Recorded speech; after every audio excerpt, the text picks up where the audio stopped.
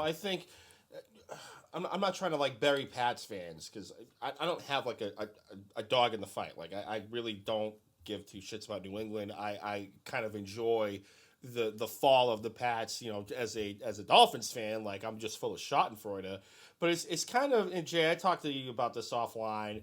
Like it's a bit nauseating at the praise that Mac Jones is getting over shit you're supposed to do.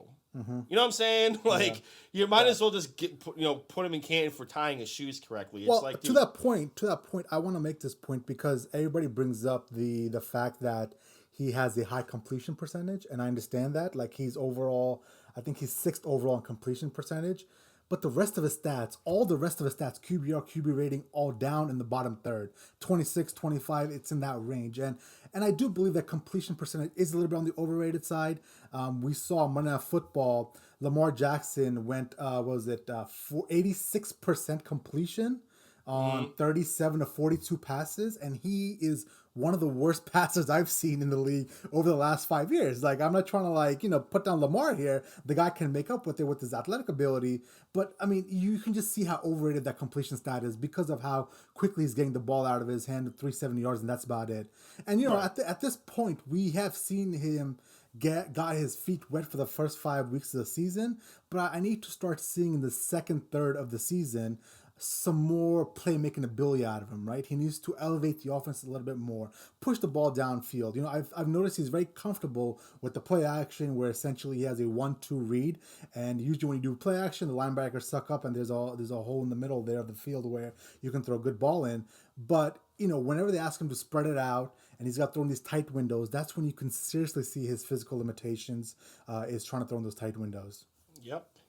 Talk about it, and I mean, I still go back to we checked down on a flea flicker.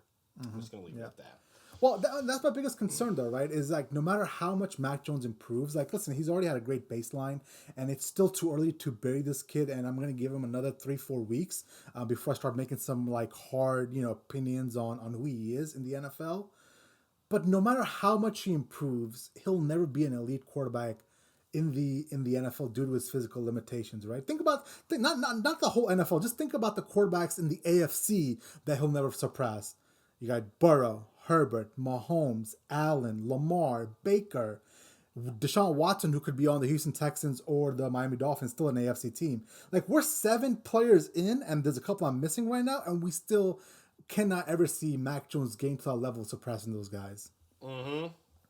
And this week is going to be big for him because Dan Quinn runs that cover 3 scheme, right? Obviously, the scheme that he run up in Seattle as well. And I do expect the Pats to be able to move the ball efficiently versus this scheme.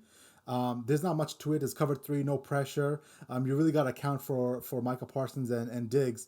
But he's going to have to score 30 points this week to beat the Cowboys, right? Like 30 points is a new 24 points, 25 points in this modern NFL, but you're not going to be able to win this game or even have a chance of winning this game if you don't get in the 30s. And at the moment, I mean, I just don't see that out of this offense.